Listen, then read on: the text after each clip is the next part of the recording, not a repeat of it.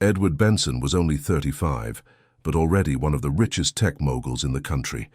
He had everything: a booming company, sleek sports cars, a mansion that looked like a royal palace, and a wife who turned heads wherever she walked, Sylvia. People called them the power couple. On social media, they were everyone's dream. But one night changed everything. Edward had been returning from a business meeting. Rain poured so hard it felt like the sky was falling. His car slipped on the wet road and crashed into a tree. He was rushed to the hospital unconscious. When he finally opened his eyes, the doctor stood at his bedside, avoiding his gaze. "Mr. Benson, I'm sorry. You're paralyzed from the waist down." The words shattered his world like glass. His legs were dead. His body felt useless. And worst of all, his wife, who had once held his hand tightly, started pulling away. At first, Sylvia cried. She stayed by his side, kissed his forehead, and promised, "We'll get through this." But days turned into weeks and the tears stopped. She began dressing up, going out every night, coming back with perfume and lipstick. Edward didn't recognize. "I'm not a nurse, Edward," she snapped one night when he begged her to stay home. "I didn't sign up for this." He tried to understand. He asked for forgiveness. He cried alone in bed when she left without a word. When he asked her again to help him with something small, she rolled her eyes. "Either get a maid or I'll file for divorce. I have a life to live." With no choice, Edward placed an ad for a full-time live-in maid. That's how Grace entered his life. Grace was only 22. An orphan since she was 5, she had no family, no education, and no one who ever truly loved her. She was passed around from home to home, used like cheap help, beaten for mistakes, and treated like trash. So when she got a call about a maid job, even in a rich part of the city, she packed her little bag, kissed the old woman who let her sleep on a mat in her kitchen goodbye, and walked into the unknown. When she arrived at the mansion, her breath caught in her throat. The house looked like a hotel. A man in a black suit sneered at her. "You're the maid." "Yes, sir. My name is Grace." He led her through the gates and into the coldest, richest house she'd ever seen. It sparkled with gold and marble, but there was no warmth, only silence. As they reached Edward's room, the man paused. "He doesn't like noise. Don't speak unless spoken to." Grace nodded nervously. When she entered the room, her heart tightened. There he was, Edward Benson. Pale, sunken eyes, beard unshaved. A shadow of the man he used to be, sitting in a wheelchair by the window, staring at nothing. "Good afternoon, sir," Grace said softly. Edward turned slowly. "You don't look like a nurse." "I'm not. I'm here to clean, cook, and help if needed." "Are you afraid of me?" Grace looked at him honestly. "No, sir. I've seen pain before, and you're not scary. You're just tired." Edward let out a dry chuckle. The first sound of joy in weeks. "You'll be staying in the back quarters. My meals must be served on time. The house must stay clean, and if my wife gives you instructions, follow them." "Yes, sir." But when Grace walked past Sylvia in the hallway that night, she felt a chill worse than cold. "So you're the new maid?" Sylvia said, her voice dripping with judgment. "Clean the master bedroom twice a day and don't get too comfortable. My husband may be sick, but he's not stupid. I know how girls like you behave." Grace bowed slightly. "I'm only here to work, Ma." Sylvia scoffed and walked away like a queen. That night, Grace knelt beside her small bed in the maid's quarters. "God," she whispered, "I don't know why you brought me here, but please, help Mr. Edward. Let this house know peace again." She wiped her tears and laid down, unaware that this house, this broken man, and her simple kindness were about to turn her whole world upside down. The next morning, Grace was up early. She swept the marble floors quietly, trying to stay invisible. But as she passed the front door, she froze. Sylvia tiptoed in wearing a tight red dress and high heels in her hand. Her makeup was smudged, lipstick faded, and her perfume mixed with the smell of alcohol. She had clearly spent the night somewhere else. When she saw Grace standing there, she narrowed her eyes. "What are you staring at?"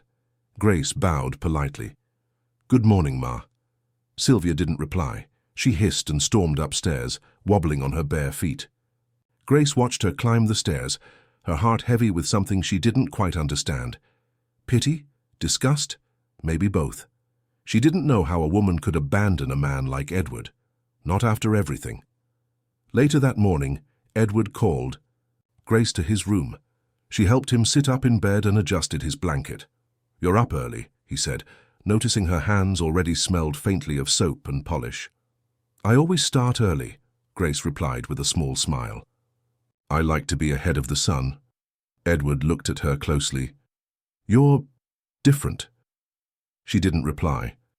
Then softly she asked, "Sir, would you like to sit outside today? A little sunlight might help." Edward stared at the window like it was something unreachable. "I haven't been outside in months." "Maybe it's time," she said gently. "I'll push you in the wheelchair just for a few minutes." He hesitated, but then, for some reason he couldn't explain, he nodded. Grace helped him dress. Then she wheeled him out into the garden. Birds chirped, flowers swayed gently, and the wind kissed Edward's skin. He closed his eyes. "I forgot what fresh air felt like." "You've been locked up too long," Grace whispered. "Even trees need sunlight to grow." Edward chuckled. "You speak like someone who's read a lot." Grace shook her head. "I never had proper schooling, but I read anything I can find. Books saved me from feeling too lonely." They talked about flowers, books, memories, anything but pain. It was the first conversation Edward had enjoyed in a very long time. But their moment was shattered. "What is going on here?" Sylvia's voice sliced through the garden like a knife. She stood at the back door, arms folded, eyes burning with rage. Grace quickly stood. "We were just getting some fresh air, Ma." Sylvia walked over and glared at Edward. "You didn't ask me before going outside." Edward looked at her calmly. "I don't need your permission to feel the sun." Sylvia's face twisted with fury. She turned to Grace. "Go back inside." Grace obeyed, wheeling Edward slowly toward the door. Neither of them said a word. That night, Edward confronted Sylvia in their bedroom. "Where were you last night?" Sylvia didn't flinch. "Out. You're not my father." "I'm your husband," she laughed bitterly. "A husband who can't even stand." His heart cracked at her words. "You said you loved me. I loved the powerful man you used to be. Now you're just this." Edward's voice dropped. "So you've moved on?" Sylvia leaned in close, her voice ice cold. "I've been moved on. The only reason I'm still here is because of what this marriage gives me, the money, the mansion, the name. If you're not careful, you'll lose all that too." He stared at her in disbelief. You're cruel." "And you're weak," she spat before slamming the door behind her. Outside, Grace had heard everything. She sat in the kitchen, shaking, wiping her eyes silently. She didn't know why it hurt so much to hear Edward's pain, but it did.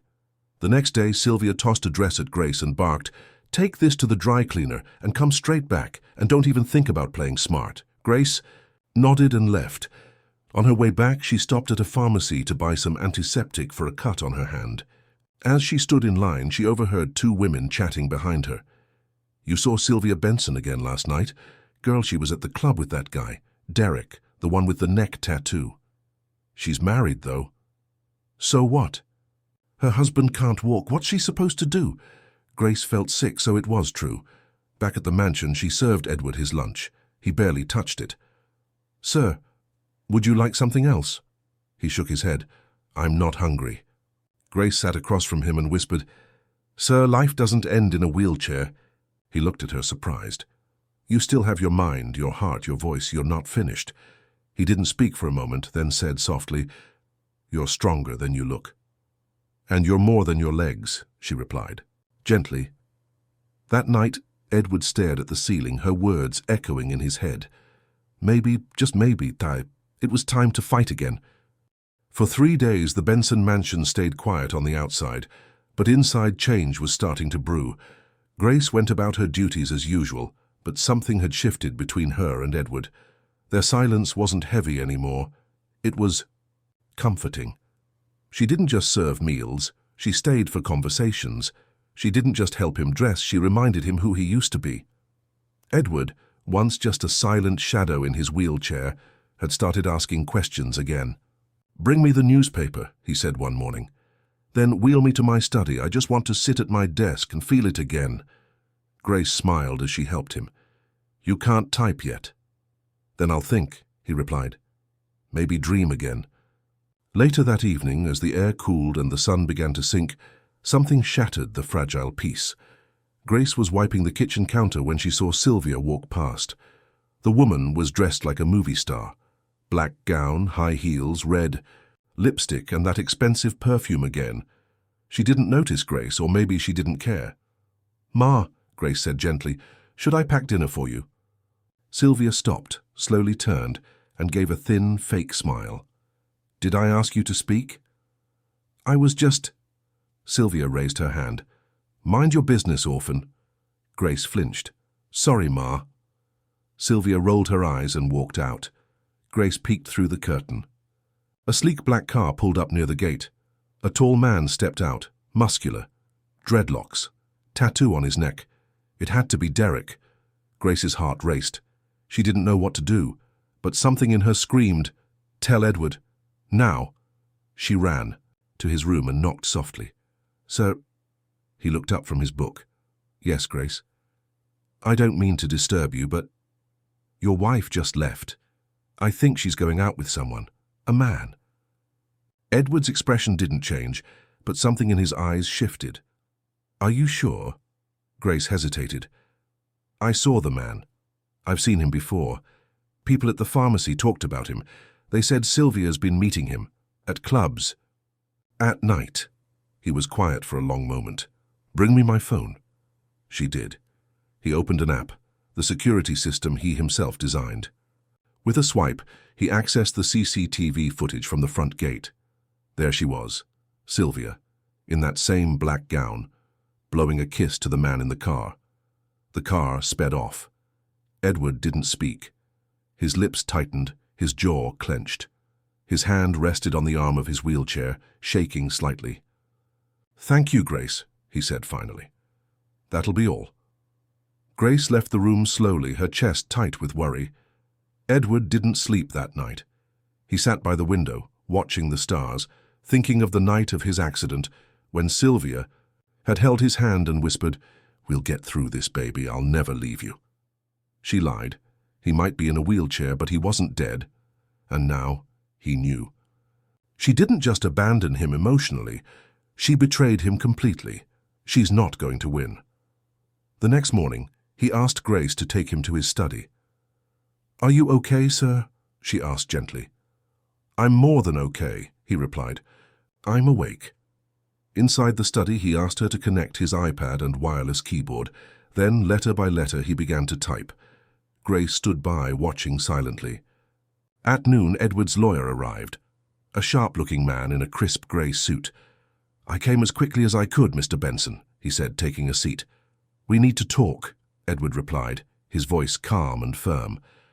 "About my will and my marriage." Grace quietly stepped aside, pretending not to listen, but every word echoed in her ears. "I want everything changed," Edward said. "If I die, Sylvia gets nothing. Not the house, not the shares, not the cars, nothing."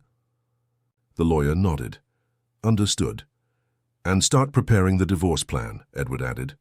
Discreetly, Grace blinked, holding her breath. When the lawyer left, Edward looked up at her. "You've been kind to me," he said. "That means more than you know." She didn't know how to respond, so she just smiled gently. "That night," Sylvia returned, laughing drunkenly, swaying in her heels. But as she reached the hallway, Edward was waiting in his wheelchair. Her smile faded. "What are you doing here?" "Stretching my legs," he replied dryly. "Oh, wait, I've forgotten. I can't do that." Sylvia's eyes narrowed. "Now you want to monitor me?" "I've been watching everything," Edward said. Her face paled.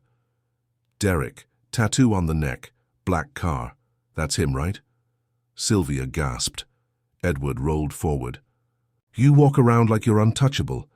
But you forgot something, Sylvia. This is my house, my empire, my name." She tried to lie, but he cut her off. "Don't insult my intelligence. You've been cheating, mocking me, living in luxury. Off my pain." Her voice trembled. You can't prove anything. I don't have to. I've already spoken to my lawyer. You're divorcing me? I should have done it the day you started treating me like trash. She lunged forward, furious, hand raised to slap him. But Grace stepped between them. Don't, she said quietly. Don't lower yourself any further. Sylvia froze, stunned. Then she laughed bitterly. You think you've won, maid? You think you matter? She turned and stormed off. Edward looked at Grace, his eyes filled with 1,000 emotions. I'm sorry you had to see that. Grace shook her head. No, sir. I'm just glad you finally stood up, even without your legs. Edward smiled faintly. But the war in Sylvia's heart was just beginning. The morning after Sylvia's confrontation with Edward, she was unusually quiet. No shouting, no orders, just silence. Grace thought maybe, just maybe, the storm had passed. But evil doesn't calm. It plots. Later that day, Sylvia called Grace into the living room. She was sitting on the couch, legs crossed, a fake sweet smile on her face. Grace, come sit with me. Grace hesitated, but obeyed, sitting. On the very edge of the cushion, hands folded in her lap. Sylvia leaned closer. Tell me something. Do you want to go to university someday? Maybe even abroad? Grace blinked in surprise. Yes, Ma, that's my dream, but why? Sylvia's smile grew wider. Because I want to help you. You've worked hard. You deserve better than cleaning toilets in this mansion. Grace's heart fluttered. For a moment, hope flickered inside her. Really, Ma? You'd help me? Of course, Sylvia replied smoothly. You could study somewhere beautiful. A public school overseas. Life will be better for you. Grace smiled, shyly. Thank you, Ma, that's so kind of you. But why now? Sylvia's smile faltered for just a second. Then she pulled something small from her handbag, a tiny white packet. She placed it gently in Grace's hand. I just need a little help from you in return. Grace looked down at the powder, then up again. Her voice was soft. Ma, what is this? Something harmless. Just a little something to help Edward rest better. He's been restless lately. It'll help him. Sleep. Then why not give it to him yourself? Sylvia's smile vanished. Her eyes turned hard and sharp. Because he won't take it from me, but from you. He trusts you. Grace's hands trembled. I don't think I can do this. Sylvia stood up, her face darkening. You don't have a choice. Ma, please. Sylvia leaned in close, her voice a hiss. If you don't do this, I will make you disappear. And if you dare tell him, I swear on everything, you're finished. Grace stared at her, frozen. I need to think, she stammered. That's more like it, Sylvia said, smiling sweetly again. Think fast. Grace returned to her room like a ghost. She dropped the packet on the table and sat down, her chest heaving. The walls felt like they were closing in. What do I do? That night, Grace didn't sleep. She sat beside her bed, staring at the packet. Her heart was torn. If she obeyed Sylvia, she'd be a part of something evil. If she refused, what would happen to her? Then she remembered Edward's tired eyes, his soft smile when she served him food, his quiet courage. She wrapped the packet in a tissue and sealed it in an envelope. She wouldn't destroy a man who had already lost so much. The next morning, she served Edward his breakfast quietly. He looked up. Grace, you okay? She opened her mouth and then shut it. Then she said softly, Can we talk in the garden later? He nodded. Out in the garden, sunlight streaming through the trees, she sat beside him. There's something I need to tell you, she whispered, but I'm scared. Nothing will happen to you, he said gently. I promise. She took a deep breath. Your wife, yesterday, she offered to help me go abroad. Then she gave me this. She pulled the envelope from her bag and handed it to him. She told me to put it in your food. Edward's eyes darkened as he slowly opened the packet. He didn't say anything for a moment. She threatened me, Grace added. Said I'd disappear if I told you. He looked at her with a mix of sadness and quiet fury. "You did the right thing, thank you." "I couldn't hurt you, sir," she whispered, "even if I'm just your maid." Edward sat still for a long while. Then he said, "You just confirmed everything I feared." That afternoon Edward made 2 calls, one to his lawyer, the other to his private assistant. The packet was sent to a lab immediately. By evening, the results were in. It wasn't medicine. It was a slow poison, something that could weaken his organs over time without obvious signs. Edward sat in silence. He didn't rage. He didn't scream. But something in his eyes changed forever. The lion was truly awake now. That night, Edward told Grace everything. "The powder was poison," he said softly. Grace's eyes widened. "Oh my God." "She really wanted me dead," Edward continued, calm but deadly. "Not just gone. Erased." He leaned back, in his wheelchair, looking older than his years. "And I let her stay in my house, eat my food, sleep under my roof while plotting my murder." "What will you do?" Grace whispered. Edward looked at her, eyes sharp. "Handle it. But we have to be smart. She's dangerous now." Grace nodded slowly. "She'll suspect something if I act different." "Exactly. For now, act normal, say nothing, I'll make the next move." The next day, Sylvia strutted around the mansion like a queen, humming as if nothing had happened. Grace forced herself to smile, to answer politely, to serve food with steady hands. But inside, her chest burned. That afternoon, Sylvia asked, "Did he eat?" Grace swallowed. "Yes, Ma." Sylvia smiled wickedly. "Good girl. You just earned yourself a ticket abroad." Grace bowed her head. "Thank you, Ma." But her palms were sweaty, and her heart raced like a drum. That evening, Edward made more calls. He hired a private investigator, someone with no ties. To anyone, someone who could dig deep, move silently and bring back everything. He also finalized the divorce. Sylvia would get nothing, not a cent, not a spoon. He kept his calm around her. He pretended not to know. And Sylvia, blind with pride, believed she had won. But pride blinds even the cleverest devil. 3 nights later, across the city, Sylvia stormed into Derek's apartment. She threw her bag down and yelled, "It's over! He knows!" Derek raised an eyebrow. "What?" "He found out everything about us, the powder, the lies. Grace betrayed me, that worthless maid." Derek sat back, processing it all. "So you're out?" "Yes," she screamed. "He gave me 48 hours. I have nothing now, all because of that girl." Derek's face turned dark. "You gave him everything. Your youth, your body, and now he's chasing a maid." Sylvia nodded, breathing hard. "He's in love with her, I saw it." Derek picked up his phone. "What are you doing?" Sylvia asked. "Fixing it." He made a call. "Yo, I need a job done. Quiet, fast, and clean. 2 people. Yes, tonight." Sylvia blinked. "How much will it cost?" "Whatever it takes," Derek growled. "We're ending this. They don't deserve to win." Later that night, while Grace was washing dishes and Edward was reading in his study, 3 black motorcycles pulled up near the mansion. 3 masked men stepped off, dressed in black, moving like shadows.